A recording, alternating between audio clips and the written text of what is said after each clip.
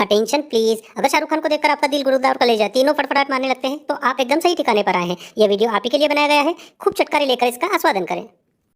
अमिताभ बच्चन की शहंशाह फिल्म तो आपको याद ही होगी, जिसमें अमिताभ जहां दिन में कानून की हिफाजत करते थे तो रात में झिंगुरों की साई साई के बीच में अपना फेवरेट जालीदार हाथ लगाकर कानून ही से छाई छिपन खेलते थे। बस अमिताभ के इसी कलेवर को जो का त्यों तो नहीं, लेकिन कुछ बदले रूप में किंग खान लेकर आए हैं और मचा रहे हैं जोरदार गद्दार। नमस्कार दोस्तों, मैं हूं धीरज और स्वागत करता हूं आपका बॉलीवुड और क्रिकेट जगत के इस नए नवेले चैनल बॉलीवुड पर। बात करें फिल्म से जुड़ी सामान्य जानकारी की तो फिल्म के लेखक और डायरेक्टर हैं एटली, चर्चिल नहीं, एटली। बात करें फिल्म की कहानी की तो कहानी शुरू होती है एक धांसू और मारक सीन से, जिसमें किंग खान अपने फुर्तीले अंदाज में जनता जनार्दन को बचाते हैं। फिल्म यूं तो शुरू हो चुकी है, लेकिन असल गदर शुरू होता है अब, जब एक ट्रेन को हाईजैक कर लिया जाता है। फिल्मी दुनिया में किसी ट्रेन का हाईजैक होना यूं तो उतना ही कॉमन है जितना कि समोसे के साथ आलू, लेकिन यहाँ ट्रेन की हाईजैकिंग दो कारणों से अनोखी है।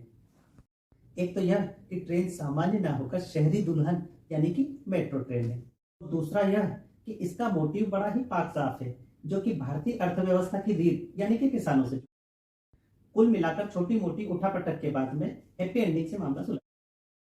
ऐसी ही नाना प्रकार की घटनाओं के बीच में आजाद की जाती जिंदगी से संबंधित कुछ बातें बताई जाती हैं, जिसमें आजाद यानी कि शाहरुख अपने लिए रिश्ता ढूंढते हुए अपनी दादी जैसी समझ रखने वाली छुटकी सी बेटी सुजी और अपनी माँ जैसी समझ रखने वाली भावी पत्नी यानी कि नर्मदा से मिलते हैं।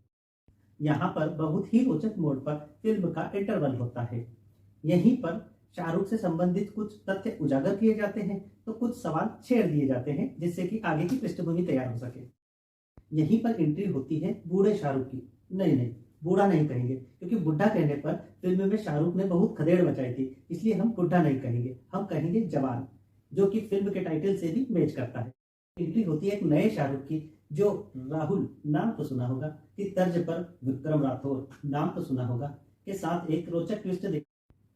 पॉपकॉर्न की स्प्रे की सुगंध के बीच में जब फिल्म फिर से शुरू होती है तो किसी बड़े हेलोजन लाइट के द्वारा फिल्म के इतिहास पर प्रकाश डाला जाता है, जिससे कि दोनों शाहरुख के बीच के कड़ियों को आपस में जोड़ा जा सके। फ्लैशबैक की इस स्टोरी में यहाँ पर दस्तक देती है ऐश्वर्या।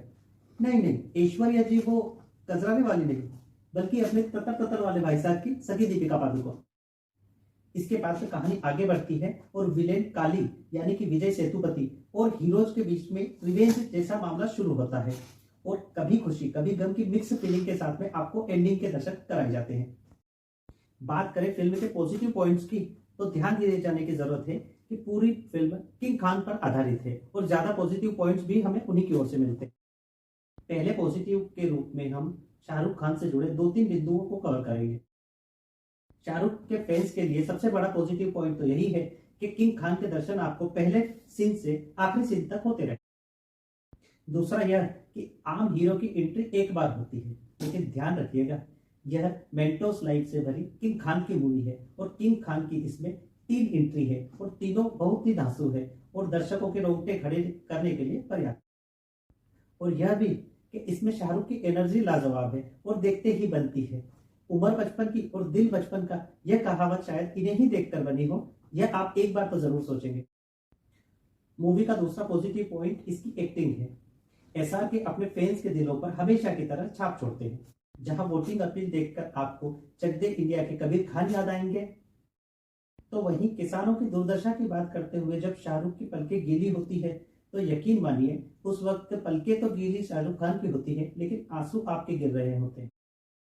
बात करें काली यानी कि विजय सेतुपति की एक्टिंग की तो इंटरवल तक उनका रोल कम, इंटरवल के बाद उनकी एक्टिंग और रोल तो प्रभावी है, लेकिन विजय जिस प्रकार की अच्छी एक्टिंग करते हैं उनकी वह कातिलाना एक्टिंग कुछ कुछ मिसिंग थी। फिल्म का तीसरा पॉजिटिव पॉइंट है इसका म्यूजिक। फिल्म का बीजीएम तो अच्छा है ही, इसके सॉन्ग्स भी खूब धमाल मचा चुके हैं।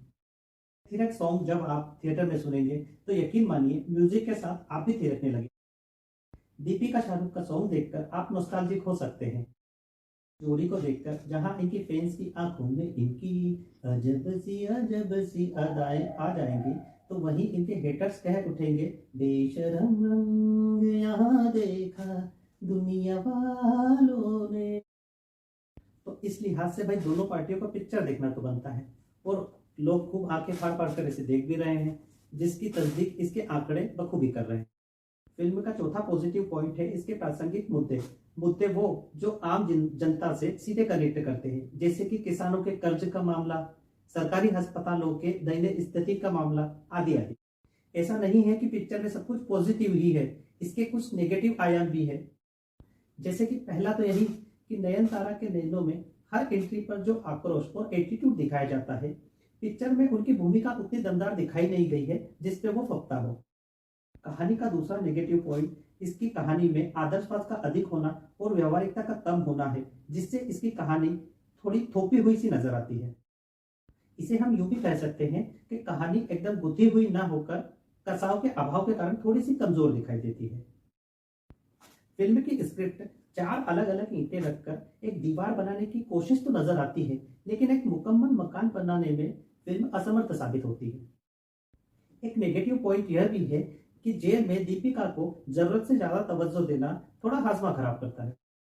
देखिए, हमारी सलाह यह है कि यदि आप एसआरके के जबरदस्त फैन हैं और एसआरके को देखकर खाली पेट में भी खाना खा लेने की फीलिंग आती हो, तो फिल्म को एक बार जरूर देखें, या तो आप देख ही चुके होंगे।